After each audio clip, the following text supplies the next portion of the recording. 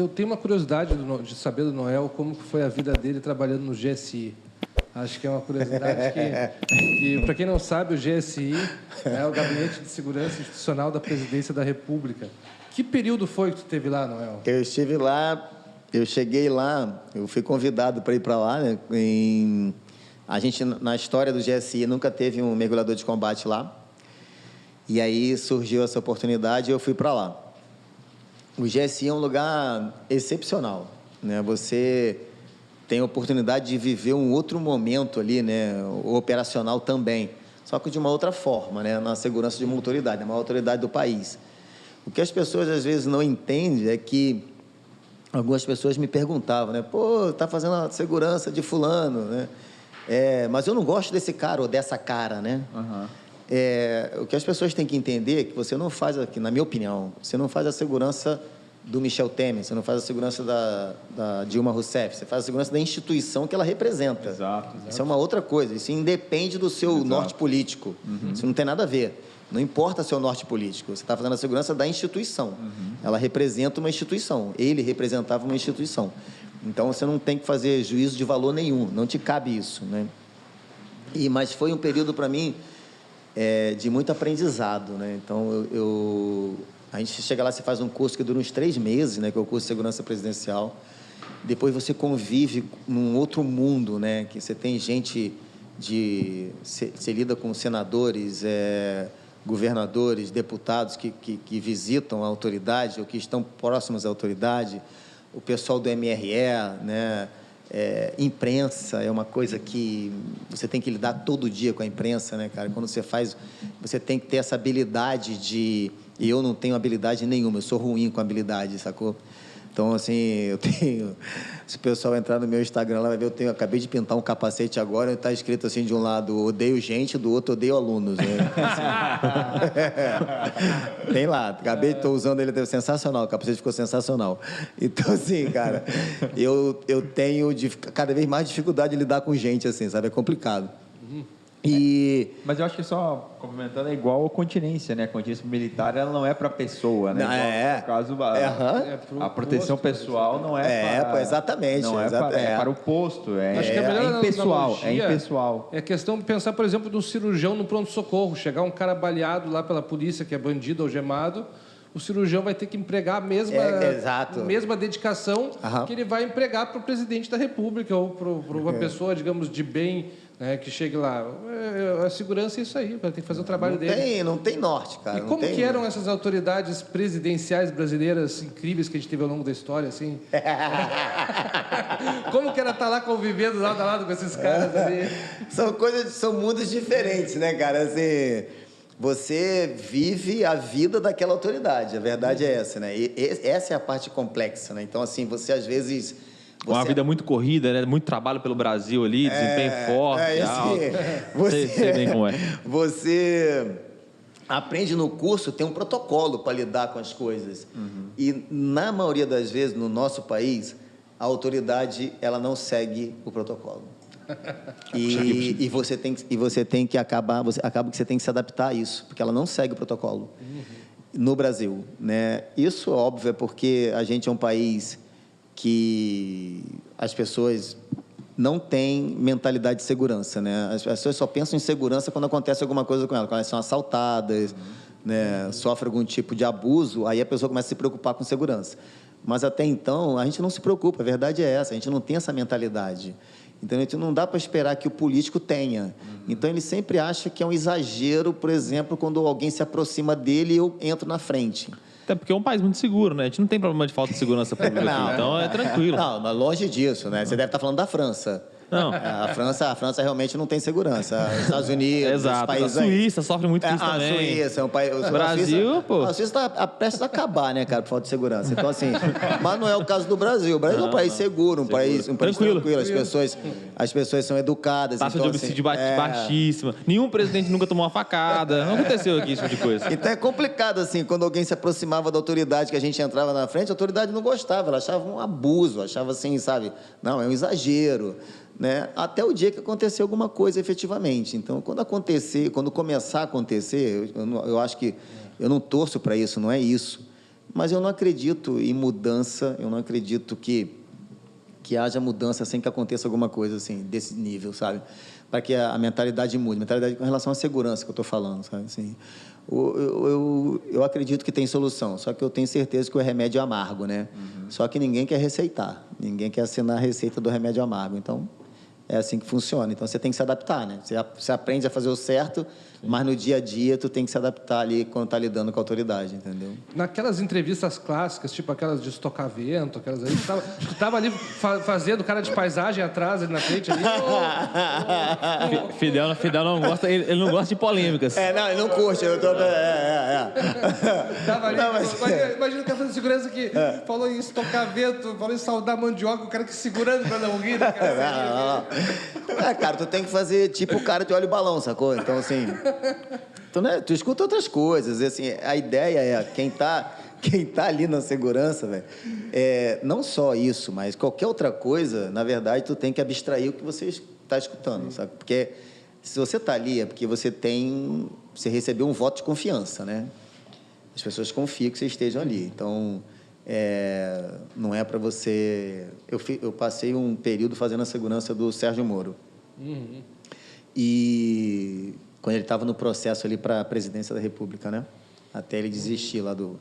Vocês também fazem o processo, a proteção dos presidenciáveis também? Isso foi agora. Ele me chamou para fazer a segurança dele. Ele te chamou para fazer a segurança... Tá, entendi. Não foi pelo GSI, foi um pessoal ali. Pessoal. E o que acontece? E é natural, no primeiro momento assim, ele está com a reserva dele, mas depois de um tempo... ele se sente à vontade de atender o telefone perto de você e começar a falar. Você que tem que ter o simancol, né, de ele atender o telefone, o carro parou, ele está atendendo o telefone, tu sai do carro. Pô. Tu tem a necessidade de ouvir aquela conversa? Você não tem necessidade de ouvir aquela conversa. Então, por que você vai ficar ali? Então, coisas que você não tem necessidade de estar junto ou de estar ouvindo, você tem que ter o simancol, tem que ter o discernimento, você pega e sai do carro. Tem o respeito também, né? É lógico, pela privacidade dos outros. Entendeu? Então, quando essa autoridade, ela percebe isso, ela percebe que você tem bom senso, ela percebe que você se preocupa com isso, ela passa a confiar mais em você, entendeu? Então, às vezes não dá. Às vezes o carro está em movimento, não tem como você abandonar o carro em movimento para ele falar. Então, você vai escutar algumas coisas, o que você tem que fazer? Abstrai, cara. Foca no teu trabalho, entendeu? Foca no que está acontecendo ao redor. Né? As pessoas acham que segurança pessoal tá na rua e tá sacando tua arma para atirar nos outros. É longe disso. Não precisar sacar a arma. Na verdade, o que acontece mais... Eu vim ao Rio para ministrar um treinamento de segurança pessoal aqui. Aí tinha um pessoal da Marinha, tinha um pessoal do Exército, tinha um pessoal civil, tinha um pessoal do Porto aqui do Rio de Janeiro. E eu comecei a aula... Aí eles perguntavam assim, quando é que a gente vai para o stand atirar? Eu falei, no último dia. Vai ser uma manhã. Pô, mas eles acharam que ia atirar todo dia. Eu falei, cara, o que menos um cara faz é atirar nos outros no meio da rua. Isso não é assim. Agora, se você está num restaurante com o seu VIP e ele engasgou, você faz o quê? Se o seu VIP, você está andando com ele e começou a sangrar pelo nariz, você faz o quê? Então, a maioria das vezes, você vai cuidar do VIP sem sacar sua arma. Você tem que saber essas coisas. Se você está acompanhando o carro do VIP, ele está lá no carro, você está no VIP com ele, tem um carro de escolta. Se o carro do VIP fura o pneu, faz o quê? Vai ficar no meio da rua esperando trocar o pneu? Você tem um plano B para isso? Então, é isso que as pessoas não entendem, sabe? A segurança pessoal é muito mais do que ficar sacar a tua arma e conseguir atirar em 2 segundos e meio e dar 2 tiros. É muito mais que isso. Você pode, se você for fazer um estudo de caso, você vai ver que poucas vezes um segurança sacou a arma dele no meio da rua para atirar em alguém. Agora, o teu VIP tropeçar e dar de cara no chão, quebrar o braço. Você faz o quê? Chama o SAMU? Entendeu? Então, você tem que estar muito mais preocupado com as coisas do dia a dia, as coisas comuns do dia a dia, do que além de um sinistro desse, de alguém abordar para atirar nele e tal. Aí tem todo um protocolo. Você tem que estar ciente disso também. Mas o normal do dia a dia são coisas comuns, cara. O cara engasgar no almoço. O cara engasgar no almoço, tropeçar, quebrar o braço, enfim, essas coisas aí podem acontecer com qualquer um, não é uma pessoa atentando contra a outra. Ele ali, uma infelicidade, machucou. E beleza, que tem que estar pronto para isso. Mas durante o seu trabalho como fazendo segurança pessoal, particularmente, ou no próprio GSI, chegou alguma situação em que você teve que agir contra um atentado mesmo? Alguém tentando... Não, atentado não, mas... Ou a possibilidade de alguém chegar para... porque assim, as pessoas confundem, né? Um xingamento é um atentado, pô. Sim. Jogar um ovo podre é um atentado, entendeu? Uhum. Então, assim, aconteceram algumas vezes assim da pessoa chegar mais exaltada e você tem que... parte da equipe entra na frente, outra equipe tira o VIP daquela situação. Então, isso aconteceu mais de uma vez. Né? Aquilo que aconteceu com a Cristina Kirchner lá na Argentina, lá que a pessoa ficou com a arma na cara dela ali. Uhum. Como é que pode evitar que aquilo aconteça? Assim? Tem algum protocolo já que você... o segurança tá olhando para fora e não para dentro, né? O que acontece às vezes é que o segurança... Chega perto do Mickey. Isso é comum, se vocês olharem, né? A autoridade, ela atrai o olhar, inclusive, do segurança. Uhum. Então, quando ela começa a falar... Se vocês prestarem atenção em volta, dos seguranças que estão em volta, o certo é ele estar de costas para a autoridade dele, olhando a ameaça que se aproxima. Uhum. Se você tem um segurança, a autoridade está falando, ele está olhando para ela... Virou plateia, né? Aí, pô, ele não está... vendo nada que acontece. A segurança tem que montar esse círculo de 360 graus. Uhum. Entendeu? Então, ele precisa entender o que está acontecendo. E as coisas acontecem muito rápido, muito rápido. Né? Só em questão de segundos ali, a ameaça chega e foi o que aconteceu. Se você olhar o tempo da ameaça e o tempo que levou a reação, né, você vê que o segurança não estava olhando para fora. Ele não estava atento ao que estava acontecendo. Então, na maioria das vezes é isso. O segurança tem que estar olhando para fora e não para o interior, né, do círculo. Em geral, uma equipe de segurança é composta de quantas pessoas ali? O presidente também Então, no caso do GSI, tem uma estrutura muito grande, né? Então, isso pode variar de acordo com o nível de risco da autoridade e do país que ele está, né? O presidente venezuelano, ele anda com um pelotão grande do lado de volta dele, né? Muita gente. Tem muita gente que ama ele, né? Ele é um cara querido, né? Ele é um cara que... Figura diplomática. Ele é um cara de um carisma excepcional. Então, assim... Já que no Brasil esse número é menor, né? Mas é maior do que um VIP comum. Então, em média, também é um presidente. Em média são de 6 a 8 pessoas no aproximado ali, mais a estrutura em volta, né? Uhum. Mas no aproximado mesmo ali, 6 pessoas. E o GSI, ele protege o presidente, o vice-presidente e protege ministros também ou não? A não ser que eles peçam. Mas o normal é o presidente, a família dele, o vice e a família dele. Então, o filho do presidente vai sair para qualquer lugar, vai uma galera atrás dele. Depende, né? Se ele... Normalmente tem pelo menos ali uns 2 agentes no mínimo, não uma estrutura dessa, né? Sim. Com essa estrutura, não. Com essa estrutura, só ele. Né? Normalmente é ele com essa estrutura grande, a esposa ali com uma estrutura um pouquinho menor. Né? Depende da situação. E filhos, assim, uma estrutura menor também. Às vezes o cara não quer, né? Mas... O GSI está pronto para atender. É uma se o filho, por exemplo, está em outro país, outra cidade, também recebe uma pessoa, uma equipe? Recebe, vai. Qualquer lugar que ele vai, então tem sempre alguém com ele. Então. O filho do presidente. Pelo menos uma dupla, né? O mínimo. O mínimo é uma dupla. Entendi. Fazendo a segurança. Entendeu? E, em geral, essas grupos, esse time, ele é fixo ou rotativo? Por exemplo, você estava...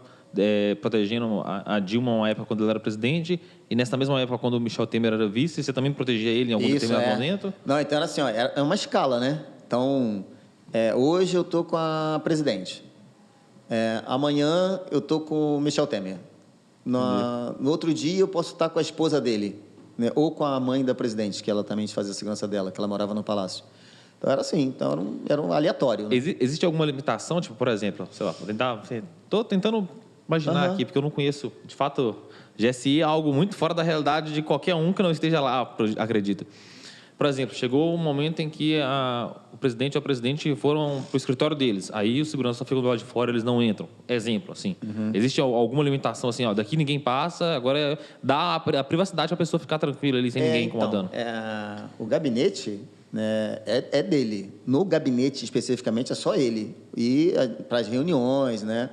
E a gente, do vice, por exemplo, lá no no prédio, no gabinete do vice, que não é no mesmo prédio do gabinete do presidente, lá no Palácio do Planalto, ele entra para o gabinete e a gente mantém a segurança na porta do gabinete, revezando, né? Então, tem uma sala onde a equipe fica e o pessoal fica ali fazendo a segurança, fazendo o rodízio ali para fazer a segurança do corredor do gabinete dele. A mesma coisa acontece com o presidente. Então, ele entra para o gabinete e fica um agente, né, revezando ali, a gente fica revezando o dia inteiro até a hora dele sair para o almoço, sair para voltar para o Palácio da Alvorada. Fica naquele turno ali, revezando durante todo o dia. O GSI geralmente é formado só por militares?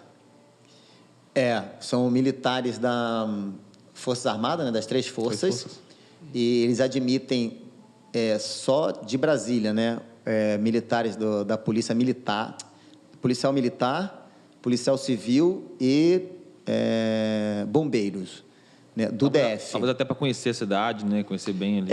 Assim, por conta de ser em Brasília, então eles têm esse link com a segurança pública do DF, né, então isso ajuda também muita coisa lá.